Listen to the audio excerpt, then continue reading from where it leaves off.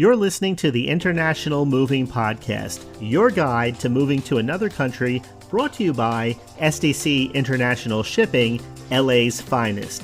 An international move is exciting. It's a time to start over, establish a new business maybe, reestablish family ties, or retire where your budget will do more for you. Please enjoy today's episode, and if you have any questions about your international move, give us a call at 888-779-3962. That's 888-779-3962. Hey everyone, this is Jim for SDC International Shipping. Thanks for joining me today. As always, you're listening to the International Moving Podcast, your guide to living in another country. We started this podcast, I would say about 8 months ago or so. We have 30 plus episodes available, and if you have listened to those past episodes, I would say that you probably know more about moving internationally than probably about 99% of the people in the world today. And that's because every week we talk about different countries, what's involved in the moving process. There are a lot of moving parts, but as you listen from one episode to the next, you'll start to remember little bits and pieces and see how there's a lot of similarities that go with moving to other countries as far as the processes go, how we navigate the process from start to finish. Today we're going to talk about moving from the United States to Sweden, but before I start, I just wanted to let you know that feel free to reach out to us at any time. You can go to our website at sdcinternationalshipping.com. That's www.sdcinternationalshipping.com. I think the link is also available in the description of this episode. You can reach out to us. We're available through live chat. You can contact us through the contact form, or you can just pick up the phone and call us, 877-339-0267. That number's right at the top of the site. Again, that's 877-339-0267. And we'll answer whatever questions that you have. We just want to let you know that we pride ourselves on personalized, friendly service. We're here for you at any time, so don't hesitate to reach out to us. Now, the idea of relocating to a new country, it can be thrilling, exciting on one hand, or it could be overwhelming. When we talk about Sweden, the first thing that comes to mind is just the natural beauty that the country has. It has a very high standard of living. It attracts many individuals and families seeking a fresh start. Matter of fact, a friend of mine that I know online, he doesn't live here in the United States. He lives over in the UK, but he had mentioned probably about 6 months ago that he had a plan for him and his fiancee to move to Sweden, and he was just very excited about it. But we're going to talk about the process of moving from the U.S. to Sweden today, covering some considerations such as visa requirements, maybe some cultural differences, healthcare, education, and more. Now, Sweden is located in Northern Europe. It's a Scandinavian country, and again, it's known for its picturesque landscapes, pristine lakes, dense forests, and the awe-inspiring northern lights. The country's commitment to environmental sustainability, things like social welfare, has made it a pretty big destination for people looking for more of a balanced and fulfilling lifestyle. Now, moving to Sweden does have numerous advantages, including a robust healthcare system. It does have high-quality education and a strong emphasis, again, on that work-life balance. Sweden's cities are vibrant. They are considered to be cosmopolitan. They have a blend of modern amenities combined with that rich history, that architecture. So whether you're drawn to the charm of a place like Stockholm or the cultural scene of a Gothenburg, or maybe a university town like Uppsala, Sweden has something basically for just about everyone. But before making the leap, it's important to thoroughly research and plan your move, just like any other country. And understanding the visa and resident permit requirements, the housing market, the healthcare system, and maybe some of the little cultural nuances, those things will help you navigate your transition smoothly and make the most of your time in Sweden. So whether you're going there temporarily for a few years, maybe for a job or a student for education, or maybe you're going to retire there. It's really up to you. Now, when it comes to researching, research is something that you don't want to skimp on, especially when you're thinking about a prospective new home. So I would say that the first place to start would be to familiarize yourself with Sweden's geography. And that includes things like climate, culture, and history. Those things will give you more of a foundation so that you can make a better informed decision to help you make a smooth transition. Regardless of where you're coming from, it does take time to adjust. Even if you love everything about that new country, that new place, keep in mind that there will be some things that are much different from what you're used to, and it may take a little bit of time to get used to some of those things. But again, Sweden is located in the northern part of Europe. It's the third largest country in the European Union. It's bordered by Norway to the west, Finland to the northeast, and Denmark to the southwest. The country is known, again, for the diverse landscapes and the huge coastline and mountains to the north. The country is divided up into 25 provinces, and each has its own distinct characteristics. There is the picturesque beauty of a place like Dalarna. They have the old traditional red cottages that you may have seen online, pictures or on TV. And again, if you just explore the different regions, you'll have a better idea of the Sweden that you have in mind, that part of the country that has the most appeal to you. Now, when it comes to climate, Sweden experiences a varied climate due to the various geographical parts of it. For example, the southern parts of the country have a more temperate climate. They have milder summers and relatively mild winters, but as you move further north, the climate becomes more, I guess you would call it subarctic, because they have long, cold winters and short, cooler summers, whereas the coastal regions are more moderating because they have that influence of the Gulf Stream there. And that, as a result of that, they have milder temperatures compared to areas that are further inland. So the country as a whole, climate-wise, is fairly diverse. So understanding the climate of the specific region that you plan to settle in will assist you in making a better decision regarding the kind of clothing that you'll need, the type of outdoor activities that are conducive to that climate, as well as things like seasonal changes. How about things like culture and lifestyle? The Swedish culture is known for its emphasis on sustainability and that strong work-life balance. The concept of a word called lagom, Lagom, it means moderation and balance, and it permeates many of the aspects of Swedish society today, because the country places a great importance on things like social welfare, gender equality, and the environment and sustainability. So taking the time to learn about the Swedish customs, the social norms, that'll help you integrate into a local community and establish some meaningful connections there. So embracing that Swedish lifestyle, something that comes easier for some people than others.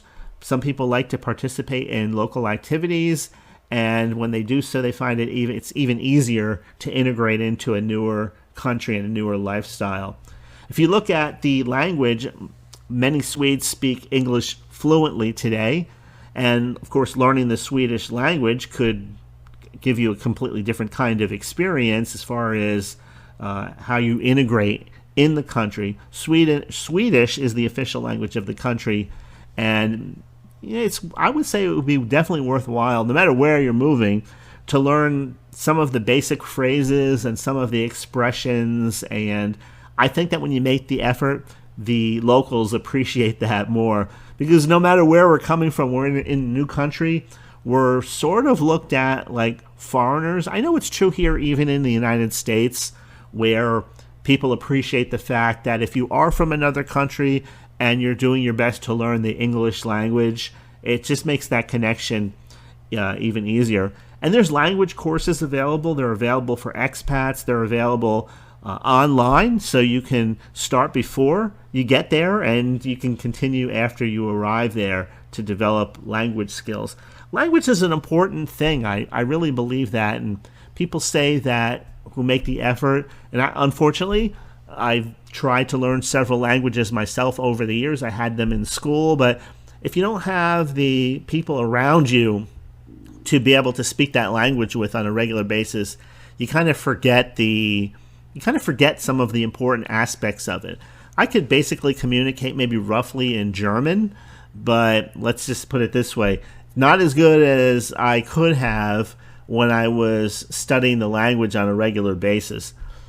The economy in Sweden and the job market, that's another important thing, because if you plan to work in Sweden and not retire there, the country has a strong economy with an intense focus on innovation and sustainability. Key industries include manufacturing, information technology, healthcare, and renewable energies.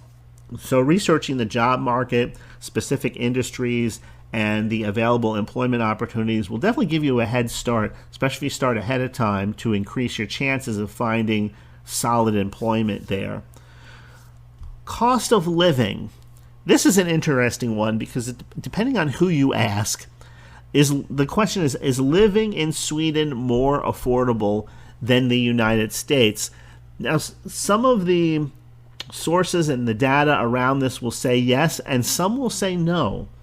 This is one of the few countries where I saw perhaps more discrepancies relative to the cost of living as compared with other countries. For example, one person said that living in the United States is more affordable than Sweden, and they based that on the World Bank data. And they said the cost of living in Sweden is, on average, higher than in the United States. So I guess it depends on whether you're talking about whether you're living in a big city or not, what your lifestyle is. Are you living in the country? All of those things factor in. Are you buying your own transportation? Do you own a car? All of those things figure in. And so I would say that from what I've seen right now, if you want to take the average person in the United States, and I know that's kind of a stretch, what's the average person in the United States like? If you take a single family residence, if you think about how we live here, we maybe go out to eat occasionally. The average person does. I know some more than others, especially those who are retired seem to go out to eat more. We own 1.5 cars per household, maybe 2. And we live, well, I know a lot of people live in the city, but when you talk about cities here in the United States, we're talking about a definite increase in cost of living. So let's talk about living in the suburbs. If you're living in the suburbs, married, a couple, 1.2 children, based on that, I really didn't see that much of, when all is said and done, of a savings in moving from the United States to Sweden. However, if you are in a different position financially and you're looking at wanting to enjoy some of the better things as opposed to on average, if you look, different income level, I would say that right now, from what I can see, living in Sweden might be a little more expensive than even living in the United States. So again, it really, when you look at cost of living, I think that every individual situation is different. Every individual's situation is unique. Some people are just, everything is going to be cut to the bone as far as overhead goes, and other people want to live comfortably, and they're not really concerned about cutting back. They want to enjoy as good, if not a better, lifestyle than they have here when they're moving overseas. Now, the average monthly income in the United States is definitely higher than in Sweden. So that's the information. I'm sorry I can't give you anything specific, but okay, let's go on. Visa and residence permits. If you're planning to move from the U.S. to Sweden, then you have to know what the requirements are. You have to ensure that you have the necessary documentation in order for you to legally reside and work in Sweden. So first we have the visa fee free travel. If you're a U.S. citizen, you are allowed a visa-free travel to Sweden for tourism, business purposes, up to 90 days or within a 180-day period. So, for example, up to 90 days within a 180-day period means that maybe you're there for a while and then you leave and then you come back. In other words, you're going back and forth. So 90 days straight or 180-day period, 90 days within it. But if your intention is to reside in Sweden for a longer duration or for work, then you need to obtain the appropriate visa that includes a residence permit. So there are residence permits for work. If you have secured a job offer or plan to work in Sweden, then you have to apply for a work permit and a residence permit. And this process involves two things. Okay, first is the job offer. You obtain a job offer from a Swedish employer. The offer should meet the requirements of the Swedish Migration Agency, and it should demonstrate that the employer has made the efforts to recruit within the EU, EEA, and Sweden before offering the position to a non-EU or EEA citizen. Next comes the application.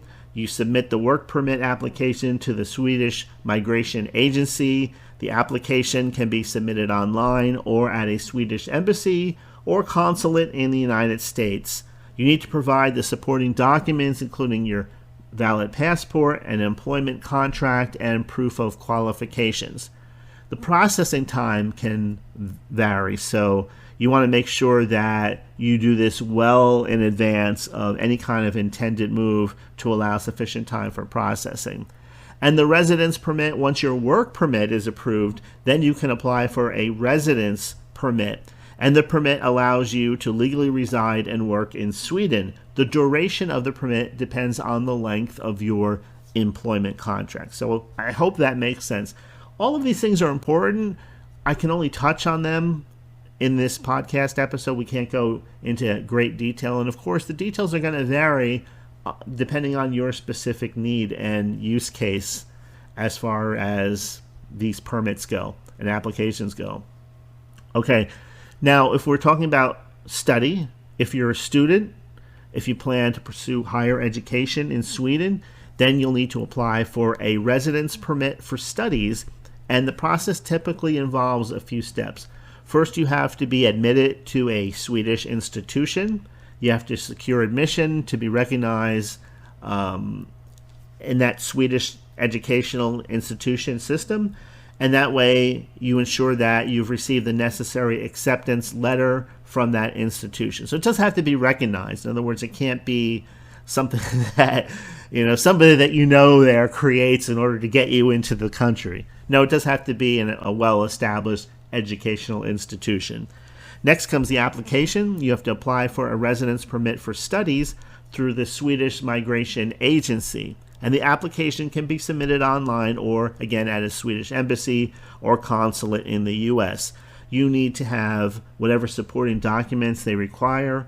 And, of course, that includes a valid passport, an acceptance letter from the educational institution, and proof of financial means to support yourself during your studies. There is a processing time, again, to this, so the further in advance that you start, the better. And this is a theme that goes with moving overseas in general. You don't want to wait for the last minute to do anything, because at the last minute, that's when things can go wrong, the unexpected arises, and if you're really cut for time, then you're putting yourself in a position where there's going to be a lot of stress, a lot of anguish, and it's going to be an experience that you're not going to be looking forward to. This is not what you signed up for, as that old saying goes. So this is something, again, that you want to establish well ahead of time, and that's why if maybe you have a pen now, and if you're going to be moving, you're just at least jotting notes. You know that no matter where you go, you have to have certain documentation in place, and realizing that in order to reside there legally, you have to meet their requirements. Thankfully, there are consulates here in the United States where you can go and talk to someone live. There's plenty of places online that you can go also to start that question and answer process. And we're just talking about getting all your ducks in a row here before you do the actual international moving process, because you want to make sure that when you get there that everything is established and you don't have to worry about anything unusual happening. So what about health insurance? If you're a student, you will need comprehensive health insurance coverage for the duration of your stay in Sweden. So make sure that you obtain the necessary health insurance to meet those requirements. If you're retiring, you're an expat and you're looking to move over there, maybe you have family over there, or it's just there's nothing holding you here and you're looking for a change of life, again, go through the process of making sure that your visa is valid. Contact the Swedish consulate locally, start getting your information together, and then you can figure out all of the things that it's going to take for you specifically, like moving your bank accounts over and whether or not, depending on your age, you're going to be working, how that works. Also, you want to talk to a tax attorney and make sure that you know what your tax obligations are, both there and here in the United States.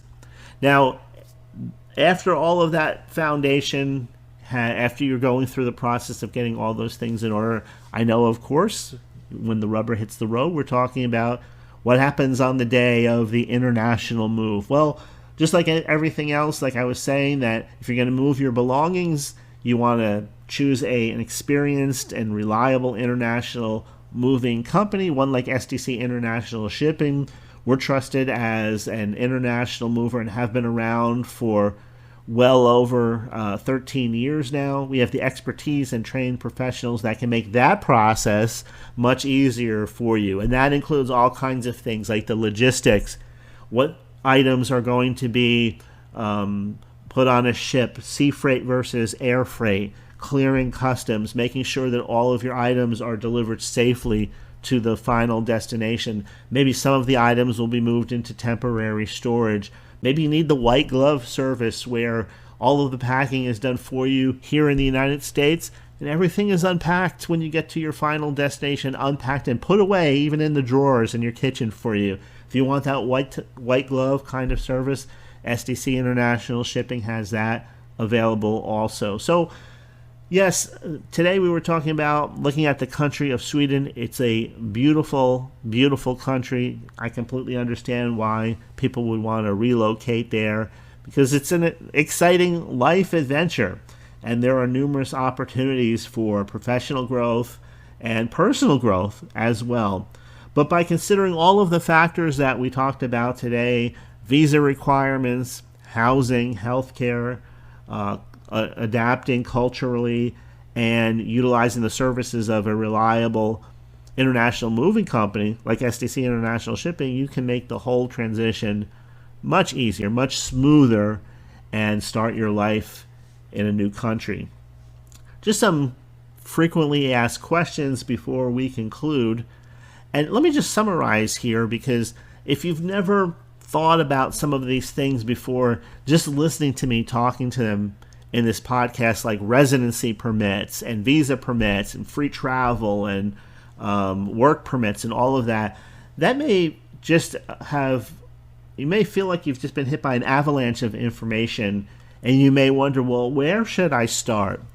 And if that's you, if you've never even considered anything like this before, then just listen to this episode again, take out a pen and maybe write down a few things like visa requirements, right? Or start a file on your computer, whatever is the easiest for you, and write down visa requirements. And then that's going to be the first thing you're going to tackle. Next, under that, write about housing and what goes into that. Maybe you can write housing and then some subcategories underneath that you would look into. Next, healthcare. That will be the next topic that you're looking into. And look into one topic at a time. Keep going. And as you do, as you begin to gather more and more information, this will seem less intimidating to you. Just listening to it all sometimes can become overwhelming. But break this down into researchable, digestible chunks that you can check off on your list as you put one foot in front of the other and take one step after another in your entire journey from the planning to the processes to the actual move. Some of the frequently asked questions relative to moving to Sweden is, can I work in Sweden without knowing Swedish? So some jobs may require Swedish proficiency. There are opportunities for English-speaking professionals, especially when you're looking at multinational companies that have offices there and certain industries. But learning Swedish will most definitely expand your job prospects. Next question, how long does it take to obtain a Swedish residence permit? The processing times for a residence permit can vary, but typically it takes a few months. And that's why, again, it's advisable to start the application process well in advance of your intended move. The next question, is healthcare free in Sweden? Healthcare in Sweden is not free, but it's also not expensive. If you're a resident in Sweden, regardless of your nationality, you're entitled to the same medical care that Swedish nationals receive. However, expats who are not EU citizens and have not qualified for Swedish residency, you'll have to take out private health insurance to cover your costs. And if you have a residence permit in Sweden, you can show your residence permit, it's called a UT card, to pay a lower fee when you visit healthcare services or pick up certain medications at the pharmacy. Children and young people under the age of 18 are entitled to the same healthcare and dental care as other children living in Sweden.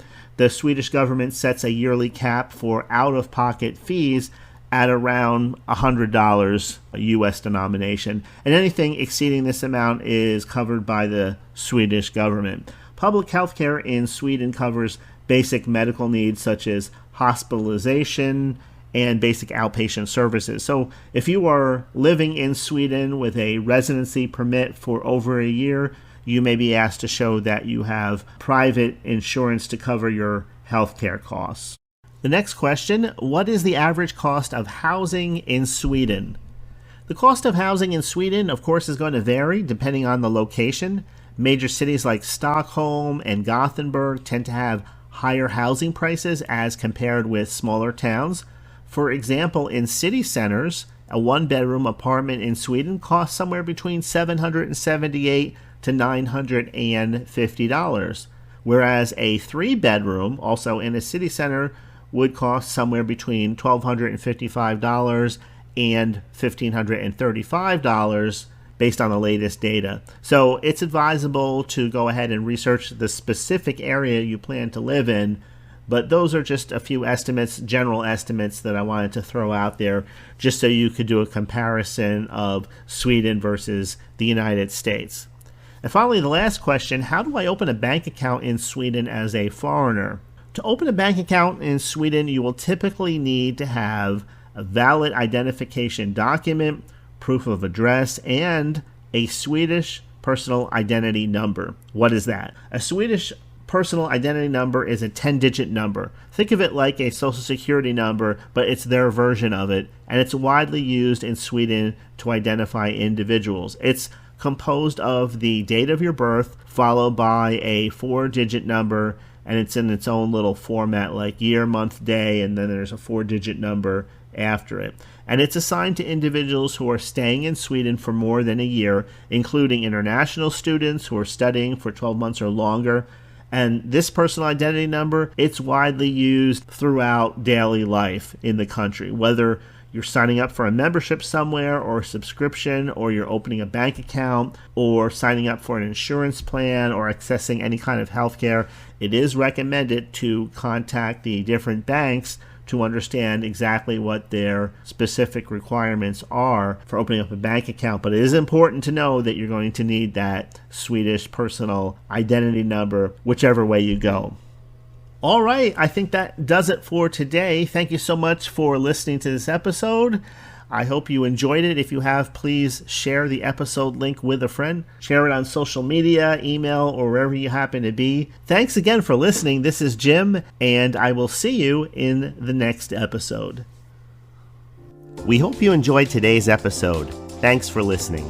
Whether you're relocating within the country or moving to the other side of the world, we're here to help from start to finish. Connect with us today at 888-779-3962. That's 888-779-3962.